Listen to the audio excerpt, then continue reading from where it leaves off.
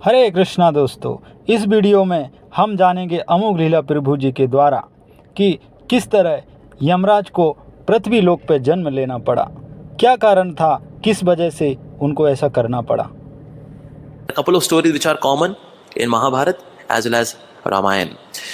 तो महाभारत में ये मंडव्य मुनि की जो कथा आती है वो ये आती है कि एक समय जो है तपस्या कर रहे थे तो कुछ चोर चोरी करे सामान लेकर आए, तो फिर छुप गए इनके आश्रम में आकर के। अब क्योंकि राजा के यहाँ चोरी हुई थी तो राजा के जो सैनिक थे वो ढूंढते ढांढते पहुंच गए। उन्होंने कहा ये आश्रम में चेक करो। तो आश्रम में घुसे तो देखा तो वहाँ पर जो चोर भी थे, चोरी का सामान भी था और मंडव्य मुनि भी थे। कहते हैं ये मुनि ने क्या किया, वो आश्रम खोल के से रखा हुआ, चोर हो रहा है, इनको छुपाए यहाँ पर।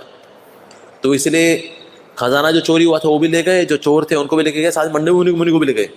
आप भी चले गए, अरे मैंने क्या, अरे भैया हमको पता है अड्डा बना कर रखा आपने, तभी तो यहाँ चोरी चकारी के सामान मिला, अब रंगे हाथों पकड़े गए आप। अरे ये क्या है भाई। तो राजा के पास पहुंचे। राजा ने कहा देखो सजा तो सबको मिलेगी, जिसने चोरी की है, जिसने चोरी का सामान रखने का जगह दी है अपने आश्रम में, सबको सजा मिलेगी। तो इसीलिए सबको शूल लो, शूल लेकर के उनके शरीर से इस पार से उस पार लगा दो। अच्छा ठीक है जी। तो उन्होंने क्या किया, जो चोर थे उनके तो भोग दिया, उनको भोगा, वो तो मर गए। और मंडव्य मुनि के जब डाला उन्होंने तो डाल तो दिया, लेकिन ना उनकी मृत्यु नहीं हुई, क्योंकि तपस्या का बल था, तपस्या के बल की वजह से उनकी मृत्यु हुई नहीं। तो उसने बड़ा प्रयास किया, कहते भाई ये मर क्यों नहीं रहे नहीं। तो ये बात आके उन्होंने बताई राजा को कि महाराज हमने तो मंडव्य मुनि जो है उनके अगल से निकाल दिया पूरा शूल, लेकिन शूल यहाँ से वहां पार होने के बाद भी ना उनकी मृत्यु लेकिन नहीं हो रही। कहते अच्छा। और मीनवाइल जो है उनके कुछ जो संत थे वो पक्षी बन करके उनके पास पहुंचे, मंडव्य मुनि के पास, कि हमको पता लगा राजा ने तुमको यहाँ पकड़ लिया है। कहते हैं हाँ, उनको लग रहा है कि मैंने चोरी में साथ दिया है, पर मैंने तो ऐसा कुछ किया है नहीं, लेकिन उनको ऐसा लग रहा है क्या कर सकता हूँ। कहते हैं ओहो तुम्हारे साथ ऐसा क्यों हो गया, तुम तो तपस्या करते हो, इतनी तपस्या करने वाले के साथ तो ऐसा नहीं होना चाहिए था। कहते हाँ हो गया, उससे मेरे पिछले कुछ कर्म रहे होंगे, इस वजह से ऐसा हो गया। तो ऋषि मुनि जो पक्षी के रूप में आए थे इनका हाल चाल पूछ करके ये तो चले गए। लेकिन ये बात जब राजा को पता लगी कि शूल जो है शरीर से गुजरा तो है, लेकिन फिर भी मंडव्य मुनि को कुछ हुआ नहीं, तो जो है वो आए उनके पास और उनसे क्षमा मांगी कि ना निश्चित रूप से आप बहुत महान तपस्वी हैं, क्योंकि यदि आप चोर होते, कोई साधारण व्यक्ति होते, तो शूल अगर शरीर से गुजरता तो आपकी मृत्यु हो जानी चाहिए थी, लेकिन निश्चित रूप से आपको तपस्वी हैं, हमसे गलती हो गई। तो लेकिन ये शूल हम बाहर निकाल देते हैं और फिर जो भी मरहम पट्टी वगैरह कर देंगे। तो उन्होंने शूल बाहर निकाला, चाहे शूल बाहर नहीं निकल रहा, खींच के पूरा जोर लगा दिया उन्होंने, उससे बहुत कष्ट हुआ मंडव्य मुनि को जब वो निकाल रहे थे, लेकिन फिर भी निकल नहीं रहा वो। अरे कमाल है, ये शूल अंदर तो चला गया आपके, लेकिन निकल भी नहीं रहा। तो फिर उन्होंने क्या किया, जो शूल बाहर निकला हुआ था उसको यहाँ से आरी से काट दिया, यहाँ से आरी से काट दिया। अब जो अंदर है सो अंदर तो है गया, वो तो निकल नहीं रहा। तो लेकिन जो बाहर निकला हुआ था, यहाँ से गया था, यहाँ से निकल आया था, तो यहाँ से काट दिया और यहाँ से काट दिया। तो अब शूल लेकिन अंदर तो है। अब इस अवस्था में थे मंडव्य मुनि। अब इस प्रकार से अब जब मंडव्य मुनि थे, अब कहते हैं अब कोई बात नहीं, अब ये है कोई कर्मों का फल है, क्या कर सकते हैं। यह मंडव्य मुनि की अच्छी बात यह है कि उन्होंने अपने प्रारब्ध को स्वीकार किया। प्रारब्ध किस वजह से था, इसको स्वीकार नहीं कर पाए वो, अभी आगे जाके आएगा, लेकिन अपने प्रारब्ध को स्वीकार करके फिर लेकिन अपनी तपस्या भी करते रहे।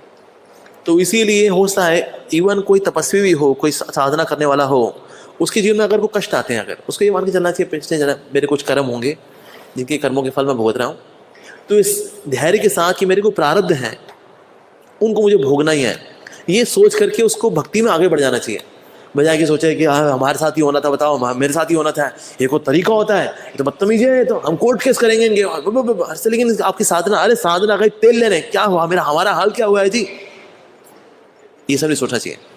अगर कोई तपस्वी है, कोई साधक है, उसको ये सोचना चाहिए जो हो रहा है ठीक है, मेरा प्रारब्ध है कोई।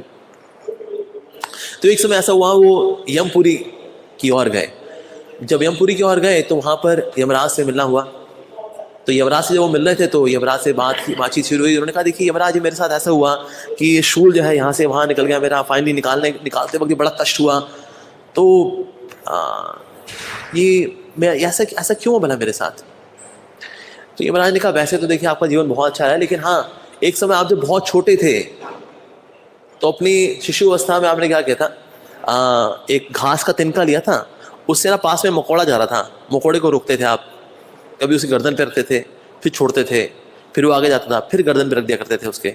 इस तरह करते करते करते करते आपने क्या किया था, उसके उस घास के तिनके से उसके टुकड़े कर दिए थे बचपन में। उन्होंने कहा लेकिन ये तो बचपन में हुआ था ना, तो बचपन में हुआ था। कहते बचपन में हुआ था तो क्या हुआ, लेकिन गलती तो गलती है, तो इसलिए फिर आपको इसका परिणाम भुगतना पड़ा कि शूल आपके इस पार से उस पार गया। तो उन्होंने कहा लेकिन अगर कोई बचपन में कोई कार्य करता है, ये तो अज्ञानता में आगे करता है ना, बच्चे को होश ही नहीं होता, आपने ऐसे कैसे कर दिया।